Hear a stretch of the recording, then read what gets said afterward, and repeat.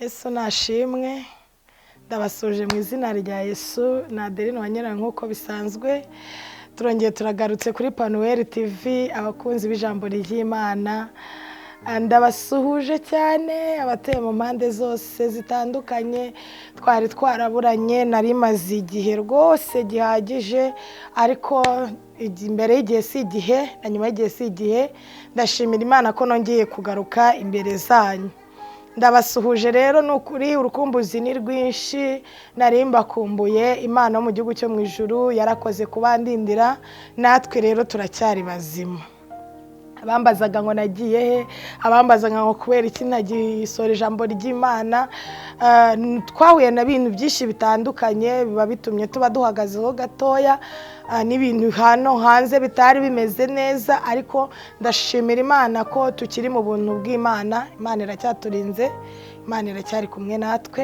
Imana iracyadushyigikiye mbere ya byose reka tubanze dusenga Imana Mana ndagushimye kandi ndaguhimbaje ngushimiye kubera kandi ukiranuka uri umwami w'abami uri umubyeyi mwiza uradukunda kandi utwitaho aya masaha meza rero twongeye kunezezwa mwami Imana nzima n'ubuntu ukomeje kutugirira twongeye kunezezwa nuko uri Imana iturinze ukaturengera tutari beza tudakiranuka ahubwo imbabazi zawe nizo zitwitaho uko bwije nuko bukeye imbabazi zawe nizo ziduhoraho imbabazi zawe nizo zitugendaho turagushimiye rero data wa twese mwiza ko wagaragaje ukuboko kwawe kwiza ku buzima bwacu ukaturinda imbaraga z'umubi Satani tukaba twongeye kugaruka tutishwe n'ibyaha ahubwo tukaba tugarutse tuza kongera guhamiriza urukundo rwawe dukunda tukaba tugarutse twongeye kuza kuvuga ubwiza bwawe n'imbabazi zawe tugira uko bwije nuko bukeye izina ryawe nirihimbazwe ngaho rero nciye bugufi unyemerera iki kiganiro mwami ijambo rigiye gutambuka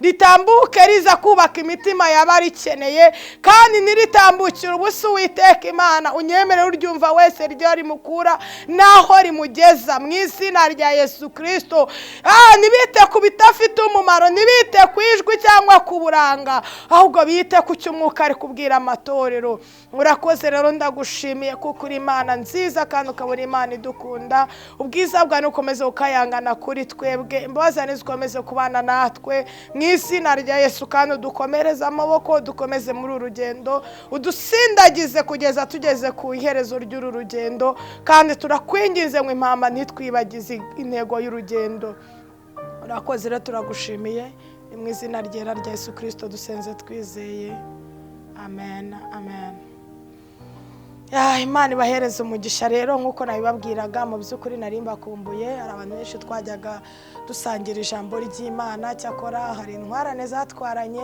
zabashaga kumpamagara tugasengana Imana tukagirana ibihe byiza Yesu ashimwe cyane ariko birakwiye ko igihe turimo twongera tukibukiranya ku by'urugendo kubera ko hari benshi isi iteye gusubira inyuma cyangwa se iteye kudamarara bakibagirwa intego bari bafite muri uru rugendo ariko ntabwo byari bikwiriye haleluya negiye muririmbye yaravuze ngo mbese imfatiro zisenyutse umukiranutsi yakora iki haleluya umukiranutsi nta kindi yakora usibye gusenga hano Imana hari imfatiro nyinshi zagiye zisenyuka hari izo wari wizeye hari uburyo wari wizeyemo ibintu hari uburyo wari wizeyemo umwaka dore tugeze no mu kwa 12 hari imigo myinshi wari ufite ariko ubona ko bigeze ku musozo ubona ya mihigo yawe utayigezeho haleluya ariko reka nkubwire nubwo imfatiro zitafatika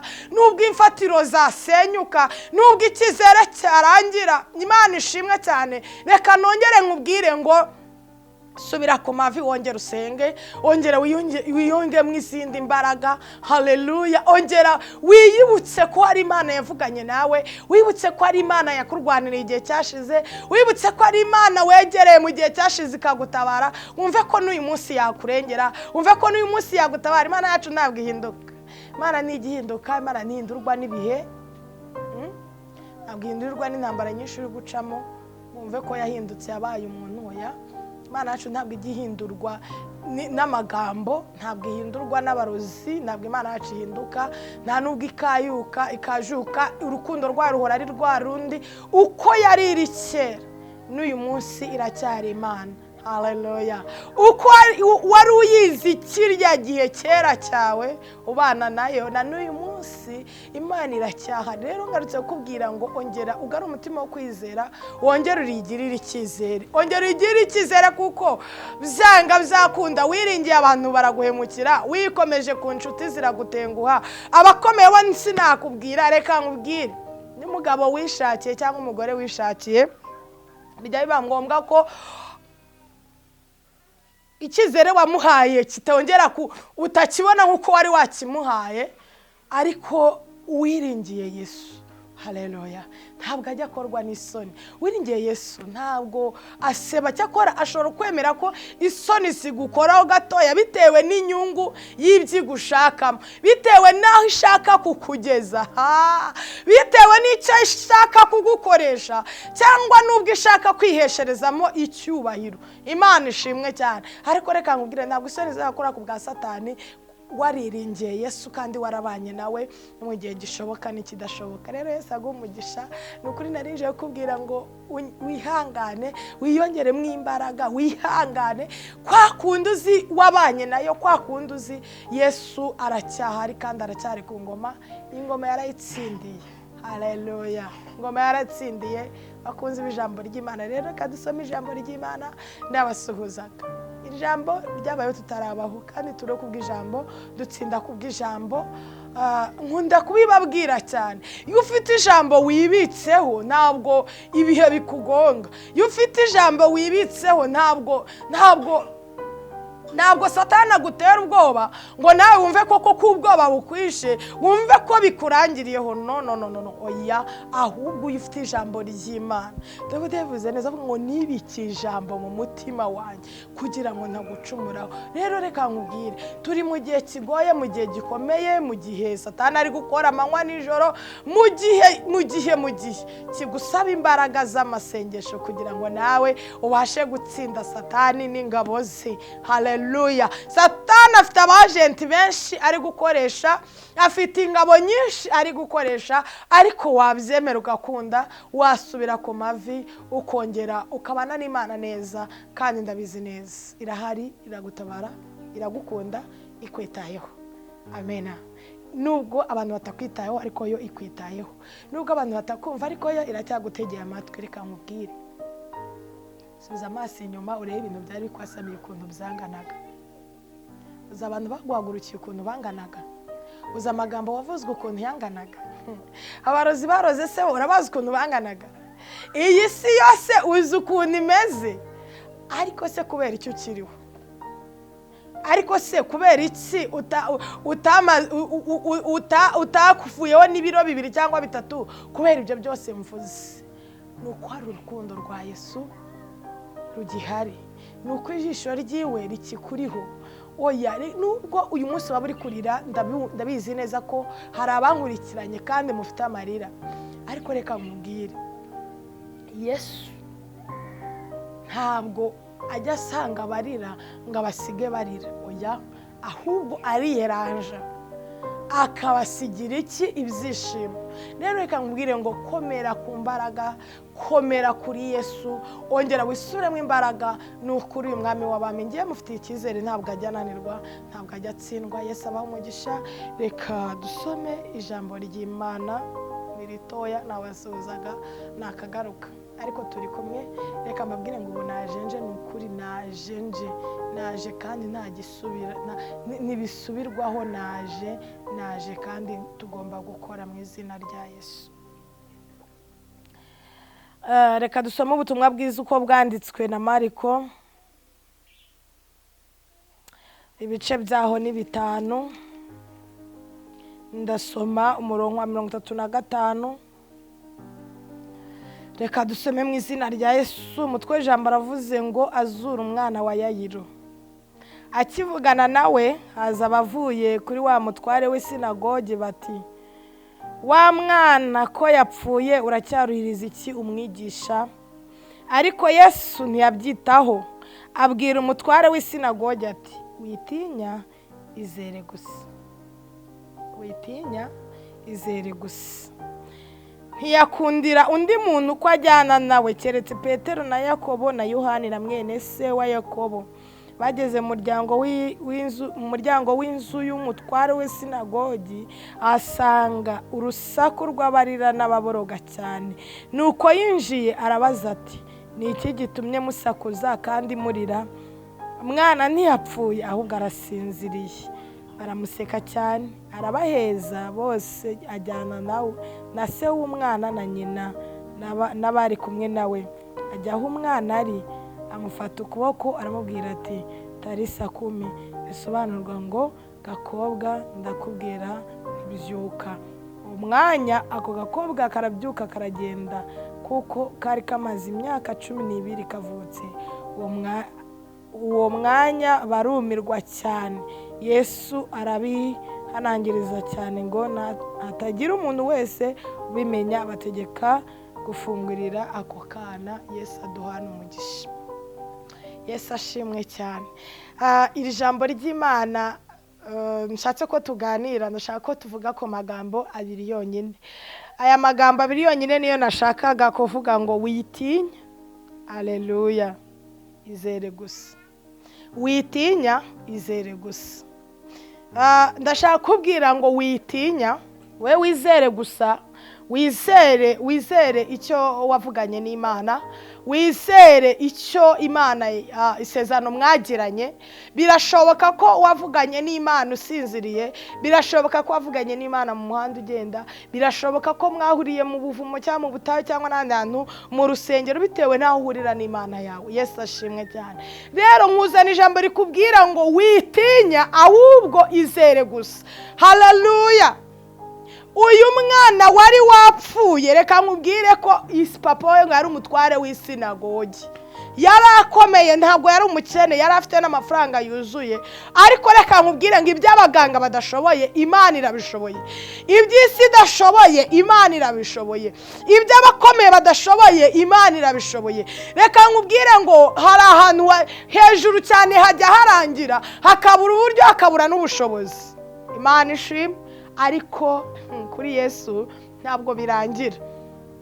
Uyu mutware abonye ubushobozi bwiwe burangiye, atangira kubona ko umwana wagiye gupfa. Ariko aravuga ngo oya, nibutse ko Yesu, haleluya, ari gukora imirimo n'ibitangaza. Oya, aya makuru ndayafite nyibitseho. None wamusanga ntabwo yanzurira umwana. Haleluya. Reka nkubwire ko yamusanze umwana akiri na muzima ataranapfa. Ariko ngo hazi inkuru y'inca mugongo cyangwa se yikubagaho, iramubwira ngo wirushye umwigisha kubera ko umwana yamaze gupfa kare. Haleluya. Reka nkubwire, byanga byakunda nawe bakubwiye ngo umwana arapfuye, ugira ubwoba, nkuko nawe uri guterwa ubwoba n'ibihe uri kunyuramo, uri guterwa ubwoba n'inzira zikomeye z'inzitane uri gucamo. Ariko Yesu yamubonye kare, aramubwira ngo nubwo amakuru wumvisha ataryoshye, ariko witinya. Wowe gira kwizera, wizere ko umwana akiri muzima, wizere ko umwana atapfuye, wizere ko umwana agihumeka, ariko mu bigaragara yapfuye. Haleluya.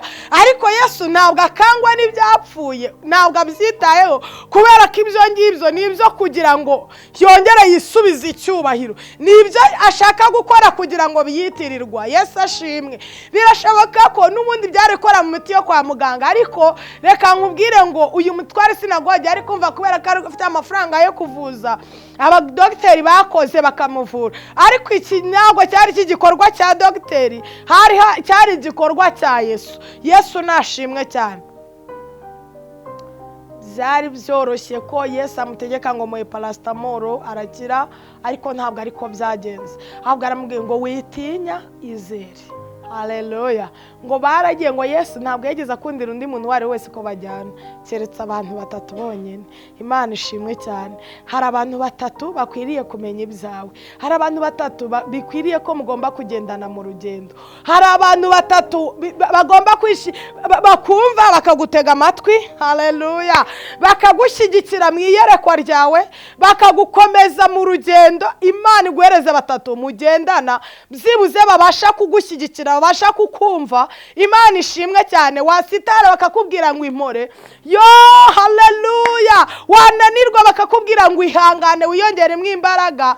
Wabura uko ubigenza bakakubwira ati humura komera turi kumwe. Yesu ashimwe.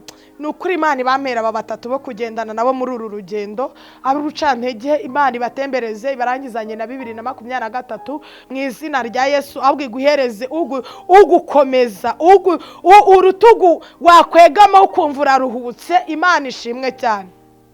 Haleluya. Ngo ajyana na batatu, Petero na Yohana. Imana ishimwe cyane. Baragenda bagerayo. Umva se ngo bagezeyo bahasanze urusaku rw'abantu benshi. Abashungerezi, abakomerezi, abaza bamubwira ati yo komera, abandi bakamubwira ati nyine yapfuye nibyo, ko twari tuzi kuri umukire byagenze gute, kuba cyo utamujyanye mu bitaro bikomeye, kuba cyo utabigenje gutya na gutya.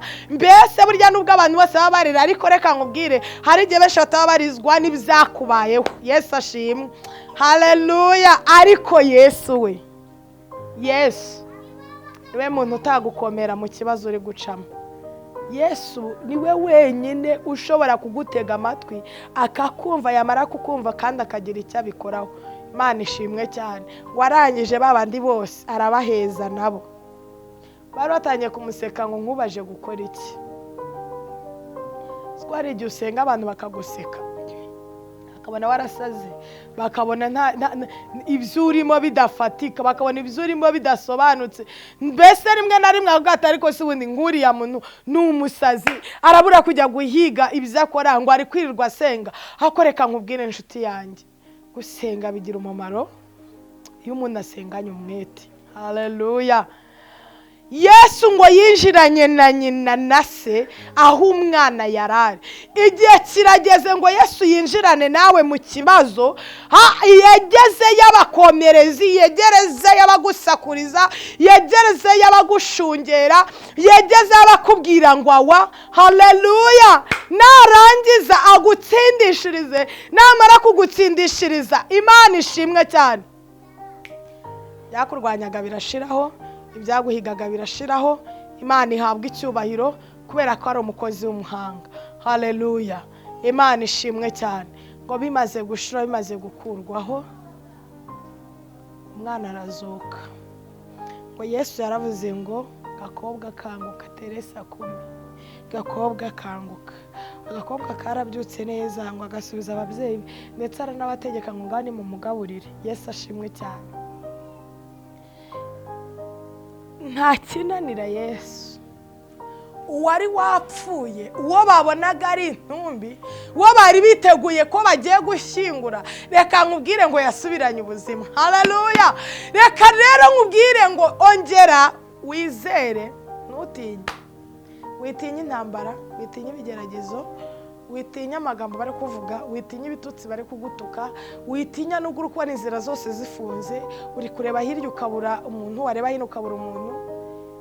Nta muryango, nta bavandimwe, nta nshuti. Mu yandi magambo uhagaze wenyine. Reka nivuganire nawe, witinya ahubwo izere gusa. Nabonye abantu bajya bashiraho rwose, na bamwe wari wiringiye bikarangira, n'akazi wiringiraga kagahagarara, amafaranga wiringiraga gashira. Ariko Yesu amanuka nk'intwari mu ntambara, akaza aje kuguhumuriza, aje kubwira ngo komera, witinya, wowe izere gusa. Oya, izere ko nyiri Yesu wawe ujya mbere. Izere ko ndi Yesu ushobora byose, utajya ushobora kimwe ahubwo ushobora byose. Yesu rero twagiye tumubona mu gihe gikomeye kigoye, abantu we badukomereye, inshuti zadushizeho, abavandimwe badutaye. Rwose ndi umugabo wo kubihamya, ukuntu abavandimwe baguta bakagushiraho, batagikeneye no kukumva, batagikeneye no kugutega amatwi, ahubwo bakakwitegera barindiriye kuza kureba uko biri bugende, barindiriye kuza kureba uburyo uri busebe. Kandi ari abavandimwe mwaronse ibere rimwe. Ariko Yesu w'intwari mu ntambara akamanuka akabwira ngo mwana wanjye. Haleluya. akakwereka inzira ukwiriye kugira gute, ukwiriye gucamo, akakwereka avuga ngo shinga hano, shingura hano, ushinge hano, nyura hano. Intare ziziritse, haleluya. Hari igihe utabwa n'umuntu, umuntu yari ingirakamaro kuri wowe, wamuganirizaga ukumva bimeze neza, rimwe na rimwe abakurusha n'ubushobozi akagusapotinga, akagufasha, igitondo kimwe ukisanga uri kwibaza ngo uyu ni wa muntu twari tuziranye, uyu muntu ni wa muntu wari inshuti yanjye, twaganiraga gutya na gutya, nkaba naguteye ishoti aragiye. Ariko niwikomeza kuri Yesu, reka nkubwire ngo arabasha kuhagutambutsa neza ku buryo nabo ubwabo basigara bavuga ngo koko ni Imana. Reka nkubwire ngo akimara kuzura uyu mwana, babandi bariraga, haleluya, babandi bari bafite urusaku baje gushungera ngo barebe, ndakumenyesha ko nabo ubwabo izina rya Yesu ryahise, Yesu ni umusitari, ryahise ryiyandika ku buryo buri wese avuga ati umwana yazuwe na Yesu, umwana yazuwe, iki gitangaza cyakozwe na Yesu. Nubwo Yesu avuga ngo ni muceceke, ariko icyo yarakoze ubwacyo cyarivugiraga, haleluya. Rero reka nkubwire ngo witinya, ahubwo wizere gusa. Niwizera ko iyo wiringiye ishoboye kubikora, iri buze kubikora. Niwizera ko Yesu wiringiye abasha kugutabara, aragutabara. Niwizera ko Yesu wiringiye abasha gutambutsa muri izo nzira, urabasha kugira gute, urabasha kuzitambukamo, haleluya. Urabasha kuhanyura uri umutsinzi, urabasha kuhanyura ufite amashimwe, haleluya. Urabasha kuhatambuka wikoreye igihanga cyande cya Goliyati. Imana rero bagire neza, Imana ibafashe, Imana ibatabare.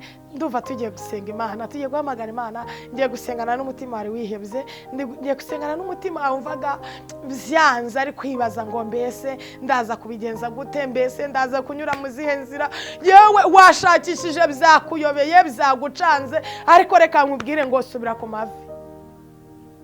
Yesu arakurengera kandi aragutabara. Yesu arakwambika imbaraga zidasanzwe, arakwambika imbaraga z'ubutsinzi. Abari bagushungire bazi kuzaseba, aho bari bazi kuri busebere, aho niho Imana iri bugutabarire. Kandi ni ukuri, Imana iri bugutabare. Imana nta nzika igira, ntabwo yakugira inzika ku buryo yakugumisha kuri uwo musozi w'amarira, ahubwo igihe kigeze Imana irakora. Reka dusenga Imana. Imana data wa twese, Imana mu gihugu cyo mu ijuru, Imana ishoboye, Imana ihambaye, uri Imana yacu bwite. Twavugaga kugirira neza kwawe, twavugaga imbabazi zawe, enema ya sirebo enestance grere. Hari abantu mwami Imana zima bafite ibibazo bitandukanye, ariko uracyari ya Mana yavuganye nabo, uracyari ya Mana yagiranye n'abisezerano rikomeye. Hari abo wabwiye kutazakoza isoni, hari abo wabwiye kutazahana, hari abo wabwiye kutazabasiga bonyine. Mu izina rya Yesu Kristo wa Nazareti, nyemera rero ubagirire neza, ubatabare. Hari ibyabo byapfuye, hari akazi kabo kapfuye, Mana data wa twese wakongera ukakazura. Mana zabo zarapfuye, wakongera ukazivuzura. Agakiza kabo karapfuye, wakongera ukakazura. Hari ibyabo wazura Mana, wazura ingo zabo, wazura urubyaro rwabo, wazura ubuzima bwabo, wazura ibyishimo byabo mu izina rya Yesu Kristo wa Nazareti. Kandi wuzuzemo imbaraga zo kwizera, imbaraga zo gutinya zigizwe ku ruhande mu izina rya Yesu Kristo wa Nazareti. Ubagirire neza, ubatabare, ubigaragarize, ubabere byose, ubabere Imana, ubashyigikire, ubarwanirire kubera ko ni inshuti yabo ya bugufi mu izina rya Yesu Kristo wa Nazareti. Ngaho imbabazi no gukomera kwawe rero yurushe kubana nabo, ubagirire neza kuko uri Imana yabo bwite mu izina rya Yesu. Nta kwiringira uzigira korwa n'isoni, nta n'uwagushatse ngo akubure. Yewe Uwiteka we, ngaho nyemera mu gihe cyo gukomanga kwabo, ubakingurire kuko uri Imana ishoboye byose. Urakoze, turagushimiye, ni mu izina rya Yesu dusenze twizeye, amen, amen, amen.